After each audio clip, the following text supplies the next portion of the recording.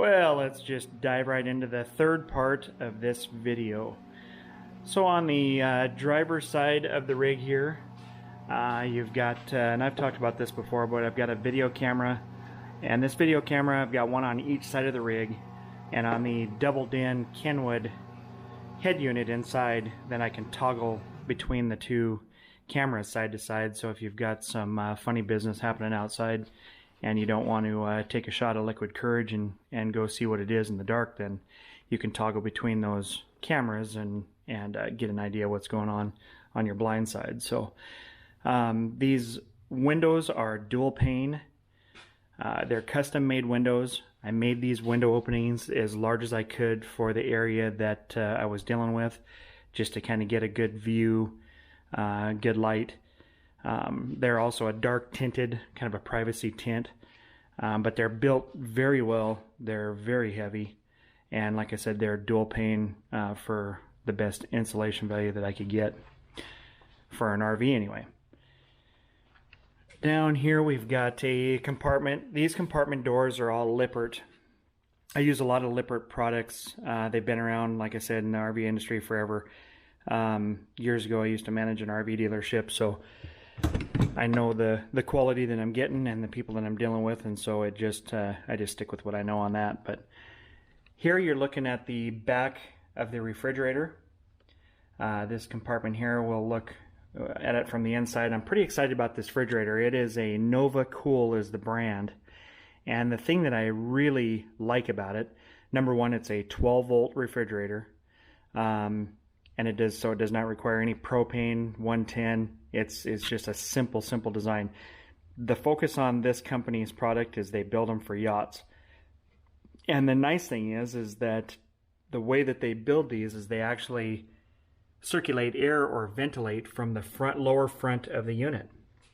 And it's what that does is that allows you to not have to have any vents on the outside of the RV body, which are absolutely prone to bee nests and water leakage, as we all know. So you typically, on an RV, you've got one here in this area, and then of course you got one at the top to allow gas and heat to escape. Also in this compartment here is the central vacuum system. That is a Dirt Devil CV1500. Very, very good central vacuum system. I've got one of these in every one of my semis, and they work fantastic. So it was a no-brainer that I would be putting one in this rig. To service it, you simply just pop the lid off, change the bag out, and you're good to go. On the inside, I'll show you the port. Basically, when you plug the hose into it, then it automatically comes on. That is a 110 unit, and there will be a 110 outlet box down here that runs off that 10,000 watt power inverter. Also down here in this compartment, on this side, there will be a dual stage freshwater filter system, and that there is your water pump. And then that unit that you see right up there, that is the heat exchanger, one of the heat exchangers that I was talking about when I was discussing the hydronics unit on the back of the truck. This one here is going to be just exactly like what you have in your vehicle, what we call a heater core, and so that is just another auxiliary heat source. So that's pretty much it in that compartment. On both sides and two spots, I welded on these nice big D-rings just for anchoring, recovery, winching, anything that mishaps that may happen. They're also there so that way I can lift this thing up in the air and set it on the truck when I'm ready. I'll probably add two more at the rear bumper down the road when that bumper gets built. So moving around to the back of the unit here, this door down here is the Thetford cassette access door. So this is the toilet, and consequently this is going to be your septic sewage storage tank. Pretty clean, neat little setup. This is a common European style RV toilet.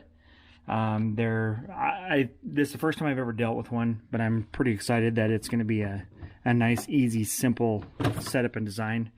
But basically, you've got a 5-gallon cassette that slides into that housing, and when your poop is full, then you just slide it out. You've got a retractable handle, wheels, and this spout here, so you can empty this thing virtually anywhere. Well, almost anywhere. But porta potty, outhouse, rest area, and then even at your common RV disposal sites, you just pour it right down the trap. So I think that this is going to work good. Like I said, this is a company called Thetford, and Thetford's been around for a long time. This design here is the alternative to having a black tank mounted up underneath the camper, which is just more stuff hanging down, more things that you could possibly rip off, going down the road or off-road. And not only that, but don't have to deal with it freezing either. On the back of this unit, when the time comes and it's mounted up, then there'll be, on this side here, the driver's side, there'll be a tire mount and swing. And then on the passenger side, I will have my Traeger mounted back there, also on a swing, to where it can swing all the way out and around the side, to where you can just barbecue right off of your door side. So I'll probably end up putting a couple ladders on it as well, and that way I can get up there and access solar panels and clean them and maintain anything that I need to up on the roof. I've got antenna mounts on both sides as well as on the rear. The one on the rear will be for a Wii Boost. The one on each side here, one for a radio antenna, and the other one for a two-way radio or a CB radio. I think I'm going to do away with the radios I have in this rig and get my ham license and just put one single ham radio in the unit. So that is just another one of those things on my to-do list. But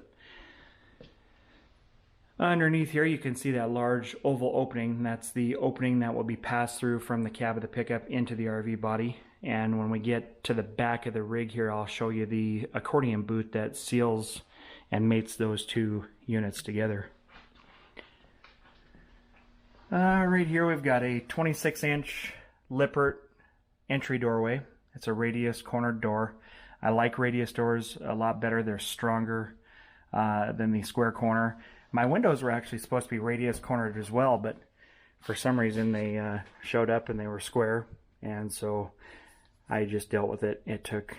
They're custom ordered, so it would have been a headache to try to figure that out. But that is a Stromberg Carlson assist handle that just simply folds out. And that is a motion detected LED porch light there. I've got another compartment back here. In this back corner of this compartment is where that the Airtronics unit will be mounted. And then there's ducting. I'll show you when we get to the inside. One of the ducts will go up and into a bathroom wall, and then the other one comes out over near the doorway. Keep in mind, when this camper is up, body is up on the frame of the truck, this bottom rail here will be about roughly 2 inches above frame height. So once it's up on the truck, then I will finish building the lower boxes.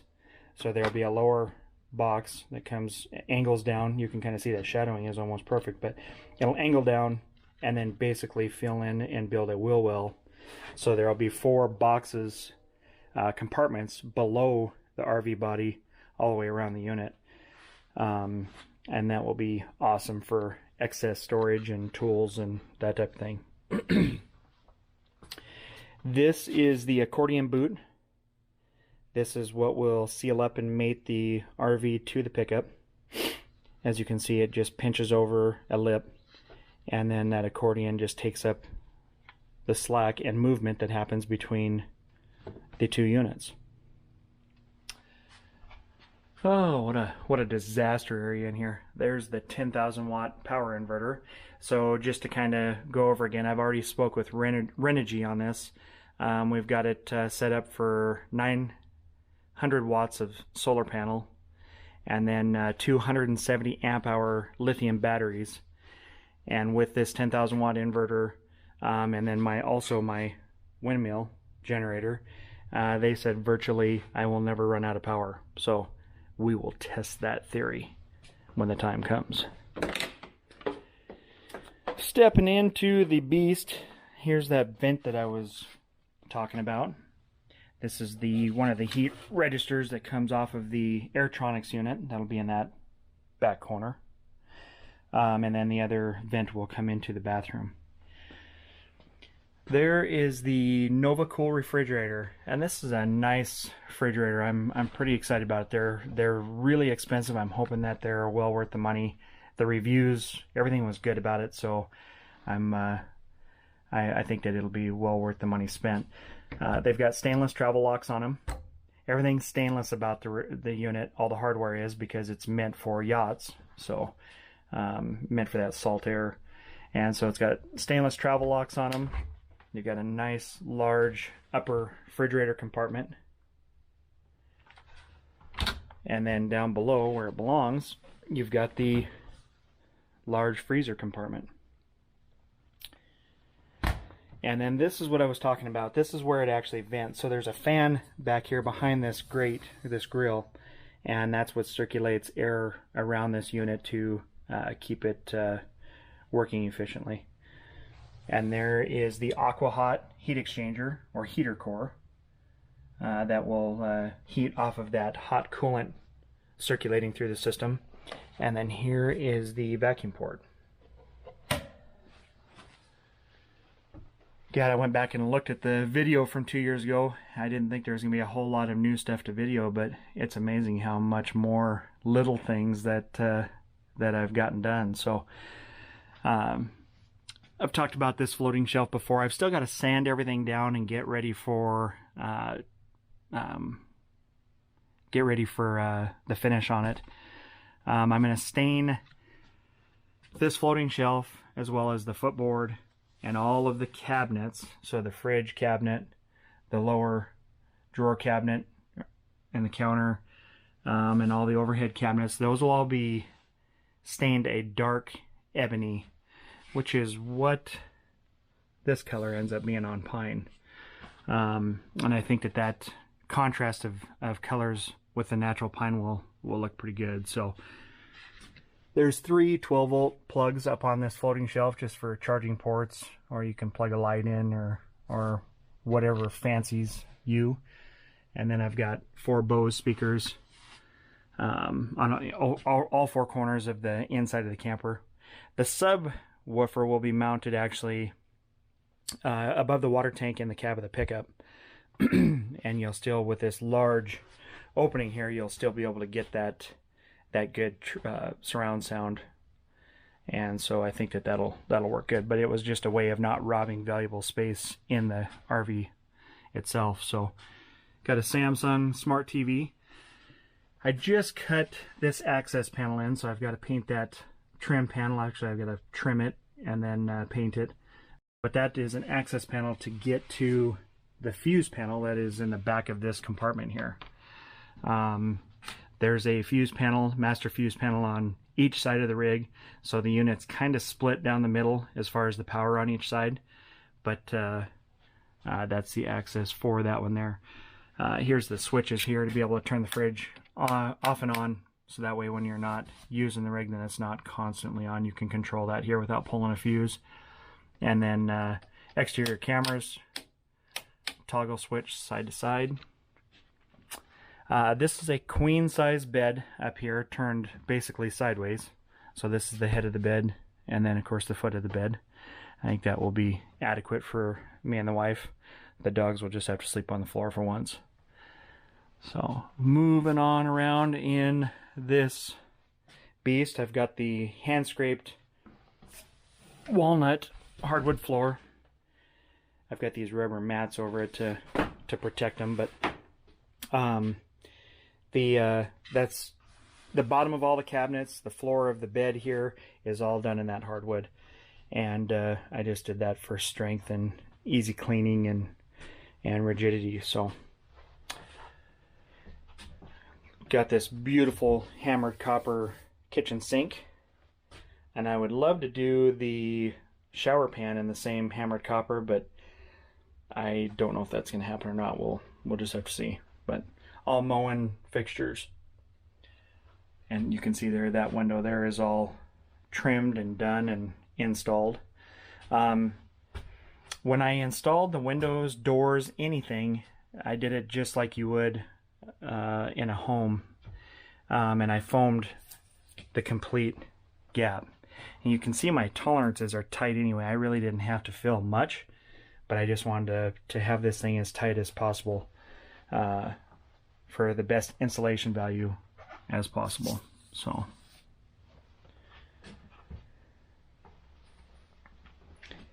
and this shower surround, that was quite the chore. This is a company called Flex Stone, and I had to find a product that was lightweight, of course waterproof, but mainly lightweight, something that's easy to deal with. And this company here is what I found. So it was expensive. This kit was about $1,400, and which I about choked because I don't see the value other than it met all of my needs, so I paid the price. You can see that there's a seam right here. That's because I couldn't fit that large back wall through this door opening, so I had to split that right there, which there was already a stud across that wall right there. So it's strong, and it comes with 3-inch trim, so I'll trim the perimeter around the top, and then I'll also put a band trim right across there. Today I'm going to start working on the vanity over on this side for my wife, and that should turn out all right. It'll be a 24 by 20 mirror. The whole vanity all said and done will be 26 by 22, and so I think that it'll look good all said and done. There's the Thetford toilet and that cassette that I showed you on the outside. This shelf here, we decided on it to put it down low, and the reason why is because a big fella like me in here taking a shower will bust that shelf right out with my elbow. And so we decided to put it low. You can set your stuff on here. It'll just work out just perfect. The towel bar as well will be mounted more that way towards the toilet, so that way you're not banging on that being in your way. This shower is just your typical RV shower, and so I can already see that it's just plastic, flimsy, and I can already see that I'm going to break it. So chances are, before that even happens, I'm just going to try to find a Moen or a top quality shower and put in here and do it right the first time. And in the end, we'll be much happier. You can see this crosscut section of this shower wall. So it's about 1/4 inch thick, and it's the backing of it is kind of a real super dense foam, almost plastic, but it is more of like a foam. And so, like I said, it was really lightweight, super flexible, easy to deal with. And then is what I'll do is I'll come in here and trim this edge here with pine. Underneath the couch, that will be 3 large drawers there. You can see way back in there how I ran the that one heat duct. There's also some wiring there because there'll be a 12 volt socket on the charge port on the side. This couch is also a Lippert couch. If you remember in one of the first videos, I actually had the rear seat from the Dodge mounted in here, and we realized real quick that it wasn't very comfortable and it wasn't going to work out. So because I'd already built the mounts for it, I decided to, this Lippert couch was a jackknife sofa. So basically it came with a big frame system, and it would allow that back to rotate over, flip down, and make into a couch, or into a bed, excuse me. I did away with that, all of that framework, and pulled the framework out of the back of the cushions and the seat bottoms. I welded my own mounts to it, and this just fits and works just perfect for my application. It will not be a bed unless you want to sleep right there. Over here, this is the closet. Like I said, I still got a lot of sanding and staining and sealing to do on the inside. My main focus is just to get these two beasts mated up together and get them outside, so that way I can start making it all more functional and getting my plumbing and stuff done. Speaking of plumbing, that right there is a vent that allows you to vent your plumbing without going all the way up through the roof. And I thought that that was pretty slick. I'm not a plumber or electrician or an architect or an engineer or any of that type of thing, so I'm just kind of learning as I go. And when I saw that critter there, I thought that that was awesome. And they use that mainly on like island kitchens and that type of thing where you can't vent straight up in the air. So I think that that'll work good, and it keeps from poking extra holes in the roof of this beast, and so that way we can be nice and watertight and last a long time. Other than that, that's kind of where I've gotten. Just a lot of little things. Just takes so much time. And my recommendation to everyone out there that's looking into starting a project like this is just understand that it is going to take a lot of time.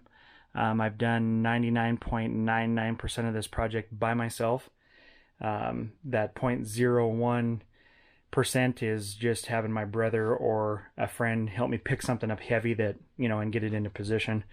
Other than that, this beast is built all by me. Not bragging about that by no means, but just trying to help everybody understand that if you put your mind to it, you will get it done, you'll accomplish it, and you'll figure it out, and you'll be happy with the outcome because it's something that you built yourself. Here's a switch for the over-the-counter lights. Something else that I don't think I mentioned, if you look at this fuse panel and you see all these little numbers on these wires, at any hardware store, most any of them, you can buy a little book that's got like numbers 1 to 50 little stickers. I highly recommend, if you build any project that has anything to do with wiring, that you label every single one of your wires with those numbers, and then on a piece of paper you write down in reference what those numbers and what those wires are for. I can't tell you how many times, 2 years down the road, and I'm fishing this black wire out of from behind the refrigerator, and I'm like, what in the hell is that wire for? But there's a number on there, and I can always go back and refer to that number and see exactly what that wire was for. So do yourself a huge favor. The $5 or whatever it is money well spent. So, but until next time, I appreciate the interest in everybody watching. If you've got any questions, I'm more than happy to try to help out, give any advice that I can, or help somebody troubleshoot something. I've put countless hours and years into building this project, and let's get this thing done. So thanks again for watching, and happy building. Have a good day.